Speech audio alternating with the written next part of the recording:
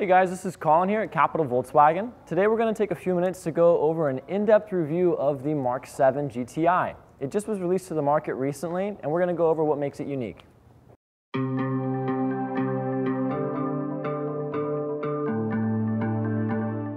So one of the most striking features on the new 2015 GTI is the sunroof. Visually, it looks a little bit bigger than last year's model because it is bigger. You also have this black satin finish on the exterior to give the roof a little bit of a sportier look.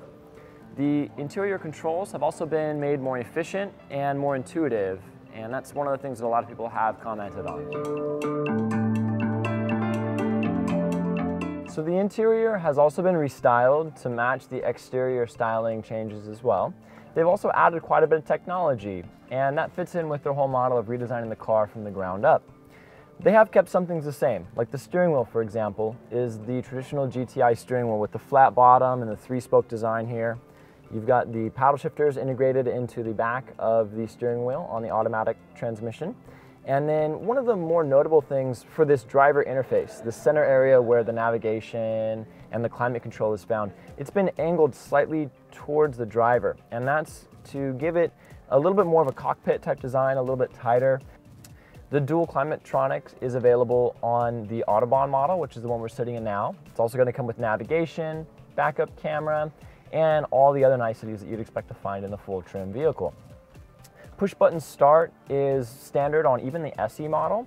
And then one of the cool things that they've added as well is a drive select option, where you can actually change the feel of the car. The steering, the throttle, and the suspension are all going to be adjustable between mode, sport mode, or comfort mode, or just an individual select mode that you can preference yourself.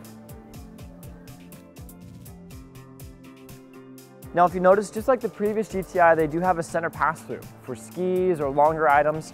And then if you need to fold down the seats, they're going to give you even more storage volume than you thought you'd ever need. That's one of the beauties of having a hatchback, is that you get really the practicality of an SUV, but with the parkability of a car.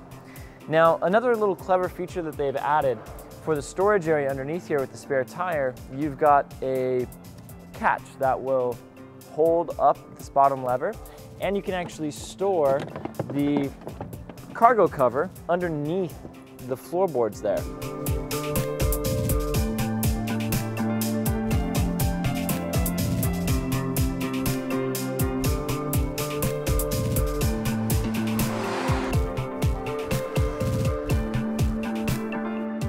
So the Mark 7 Golf has been completely restyled for 2015, and while it may look kind of same to the previous generation, if you look closely, you're going to find that nothing is the same.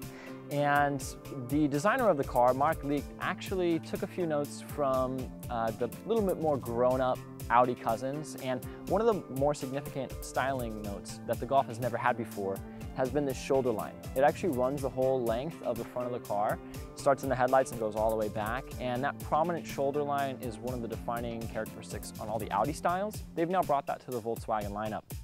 Now, a few other standard features that the GTI is going to have are the GTI badges along the front quarter panel. And then also, you're going to have larger brake rotors as compared to the Golf with the red painted calipers for the performance brakes, which are standard on all the GTIs.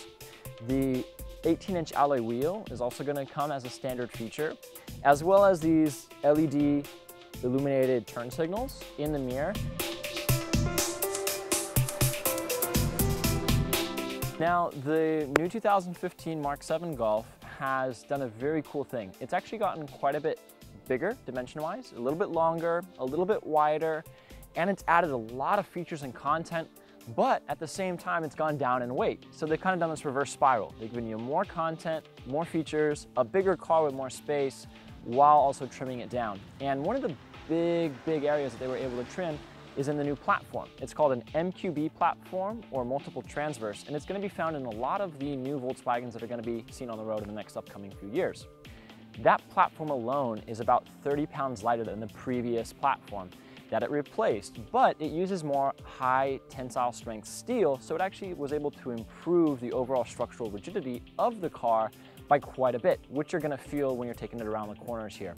Now, suspension-wise, steering-wise, we're going to talk about that stuff a little bit later, but aesthetically, they've also done quite a few things on the front and the back of the Golf that you will notice immediately. The fog lights on the GTI are standard LED fog lights, and they have these cool little gills built into them as well.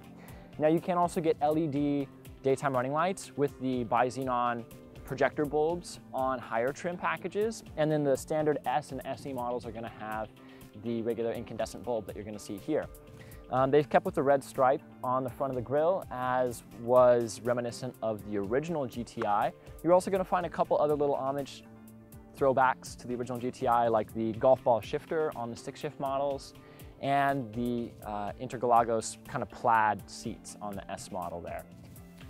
So underneath the hood of the new GTI, they are sticking with the 2-liter turbo engine that you had in previous generations.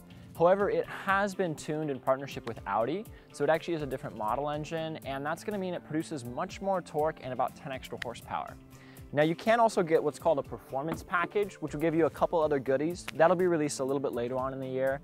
And other than that, though, it's going to be pretty much the same. The front engine and front-wheel drive layout is typical of all the hot hatch models, and you'll be able to get that with either a 6-speed manual or a 6-speed DSG automatic. So that's going to give you the option of the paddle shifters or the clutch, whichever you prefer.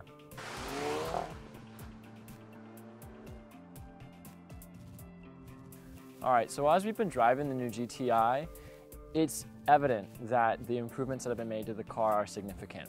It is much lighter weight, and the footprint really feels that. When you throw it in the corner, the new ESC system really knows what to do, and you can tell that it's a little bit lighter weight. One of the big improvements that you're going to feel is the addition of the electro power steering as compared to the hydraulic assist power steering that has been used on all previous GTIs.